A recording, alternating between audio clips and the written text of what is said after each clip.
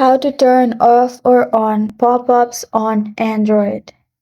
Hi everyone, it's Sophia to assist you today without any delay. Let's jump right in. First, open settings on your device, then click on search button located on top right corner of your screen. In search button, you search private DNS. After you click on private DNS, again click on private DNS. Then you'll find this kind of screen pop up. In here, click on Private DNS Provider Hostname.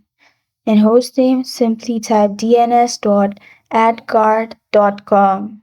After you do that, simply click on Save and you're good to go. To simply turn off, go to Private DNS and make sure your dot isn't off. And this is how to turn off or on pop-ups on Android. Thank you for joining me today. If this video helps you out, please leave a like and subscribe for more. Got a question or want to suggest a topic? Comment below. I'm Sophia signing off until next time.